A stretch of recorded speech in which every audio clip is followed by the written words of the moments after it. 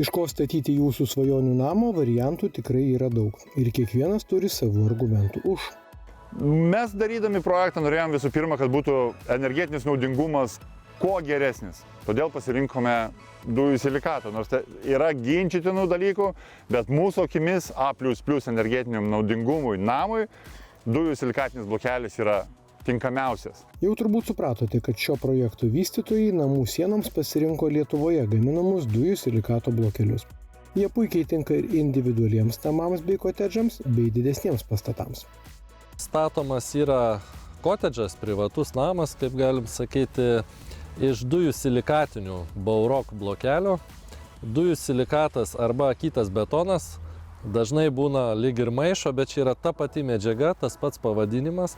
Ir tikrai galėčiau sakyti, kad Lietuvoje, kadangi mes parduodam ir dujų silikatinius, ir silikatinius blokus, žinom gerai rinką, tai yra tikriausiai populiariausias mūro tipas. Tai yra daugiausiai iš Lietuvoje yra iš dujų silikato šiai minutei statoma ir ne veltui.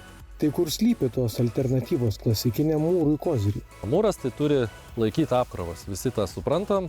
Ant sienų dedam perdangos plokštės, dedam stogus, tai mūras turėtų būti toks optimaliai tvirtas. Tai rinkoje yra iš tikrųjų nemažai blokelių ir kartais renkantis būna tas klausimas, matosi, tai yra deklaruojama atsparumas gniuždymui blokeliai. Nu ir vieni 15, kiti ten 5, kiti 2, kiti 3. Na ir žmogui ar kitą kartą ir specialistui sunku suprasti, kada ir kokio to tvirtumo reikia galbūt daugiau visada ir nekreipti dėmesio. Tai galim pasakyti taip, kad Lietuvoje tas 15 megapaskalių arba kitaip tariant, tie tankūs silikatiniai blokai yra privalomi tik tais nuo 5 aukštų statybos ir daugiau. Tai yra pagal Lietuvos statybos reglamentą 5 aukštų ir daugiau, tu imi 15 megapaskalių, ne mažiau blokus. Tai yra daugia aukštai statybai principai skirti blokai. O jeigu mes ieškom tokio optimalaus tvirtumo, šiuo atveju kalbam apie mažo aukštę statybą, tai dujų silikatas yra optimalus. Lietuvoje gaminami blokeliai savo tvirtumu gal ir nusileidžia tradiciniam mūrui, bet kartais žvėriškas tvirtumas ir nebūtinas. O štai kitų gerų savybių vartotojams tikrai reikia. Medžiaga yra mažiau galbūt atspari gniuždymui, bet yra jos ir tankis mažesnis, ji yra lengvesnė, o kuo medžiaga lengvesnė, kuo joje yra daugiau oro, tuo ji yra šiltesnė.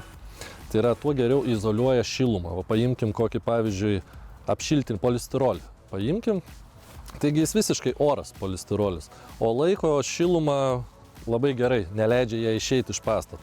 Tai taip ir dujų silikatas, šitie blokeliai, jie va tuom ir pasižymi, kad jie turi tiek geras tvirtuminės, tiek ir šilumos izoliacijos savybės.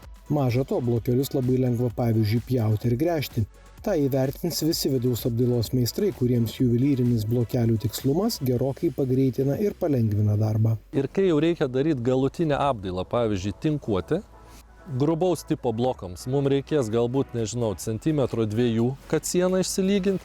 Lygaus tipo kaip dujų silikatas, itin lygios sienos užtenka realiai 0,5 cm, mažiau centimetro. Tai yra, taupom šičia per šitą vietą medžiagų kaštus.